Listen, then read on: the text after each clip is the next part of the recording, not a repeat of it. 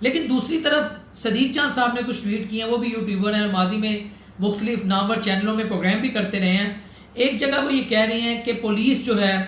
وہ یہ جو خواتین ہیں، اب کچھ تصاویر میں آپ کے ساتھ شیئر کرو، تھوڑی سی ویڈیوز بھی کروں، ان کو فیسیلیٹیٹ کری کہ یہاں سے بھاگ جائیں.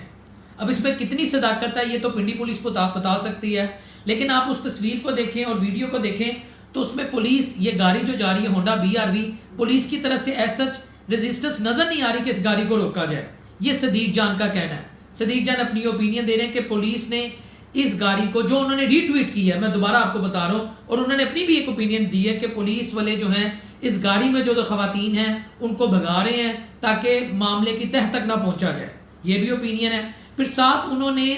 ایک نوجوان کی تصویر شیئر کی ہے اور انہوں نے کہا کہ پنڈی کی جتنی بھی لیڈرشپ ہے PTI کی اور وہاں کے جو بھی پولیس والے ہیں جن کا کام تھا ان خواتین کو پکڑنا اور ان کے سے انویسٹیگیشن کرنا، یہ نوجوان ان سب سے دلیر ہے کیونکہ یہ چلا رہا ہے کہ اس گاڑی کو روکو، پکڑو وہ کون ہے، یہ کس کے کہنے پہ انڈا پھینکا گیا، یہ کس کی وجہ سے ہوا، پیچھے معاملے کی تہ تک جانا چاہیے. تو صدیق جان نے ایک یہ بھی ٹویٹر پہ تصویر شیئر کی ہے.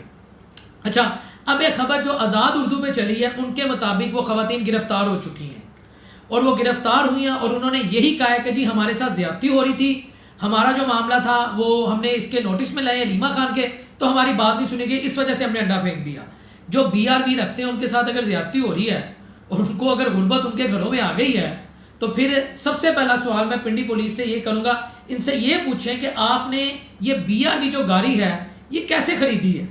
اگر یہ آپ کی اپنی ہے، اس کی سورس آف انکم بتائیں. اگر نواز شریف کو کہا جاتا ہے سورس آف انکم بتائیں، عمران خان کو کہا جاتا ہے سورس آف انکم بتائیں، تو ان سرکاری ملازمین سے بھی پوچھیں نا کہ آپ کی سورس آف انکم یہ کہاں سے آ گئی. خواجہ آصف تو بقول خواجہ آصف کے آپ کی آدھی بیوروکریسی پرتگال میں گھر لیے بیٹھی ہے اور وہ تو جیسے ریٹائر ہوتی ہے وہ باہر کو چلے جاتی ہے. تو مسئلہ یہ ہے کہ پولیس تو ود ان نو ٹائم، میں گارنٹی سے کہتا ہوں اگر راولپنڈی پولیس چاہے اگلے 3 سے 4 گھنٹوں میں اس معاملے کو پوری قوم کے سامنے رکھ سکتی ہے کہ کیا یہ PTI کی شرارت تھی یا ان کے سیاسی حریفوں نے یہ کام کیا. کیونکہ اس سے پہلے اگر آپ کو یاد ہو خواجہ سراؤں کے ذریعے، میں امید کرتا ہوں آپ کو میری بات سمجھ آ رہی ہوگی کہ خواجہ سراؤں کے ذریعے جو PTI کی لیڈرشپ تھی ان کے ساتھ بھی معاملہ بلیڈ ان کو لگائے گئے، لیکن میں خیر اس ڈیٹیل میں نہیں جانا چاہتا. اس سے پہلے نواز شریف صاحب پر بھی جوتی پھینکی گئی اور خواجہ آصف پر سیاہی پھینکی گئی، اینک پھینکی گئی. تو یہ تسلسل ہے. لیکن یہ جو کلچر ہے نا انڈا پھینکنا، ٹماٹر پھینکنا، یہ ویسٹرن ڈیموکریسیز پہ زیادہ نظر آتا ہے. اگر آپ کو یاد ہو فرانس کے جو صدر تھے ایمینوئل میکرون، ان کے منہ پہ تو ایک خاتون نے زناٹے دار تماچا بھی مار دیا تھا. لیکن اس کا یہ مطلب نہیں ہے میں اس چیز کو جسٹیفائی کر رہا ہوں، میں کہہ رہا ہوں اس کی جتنی مذمت کی جائے وہ کم ہے.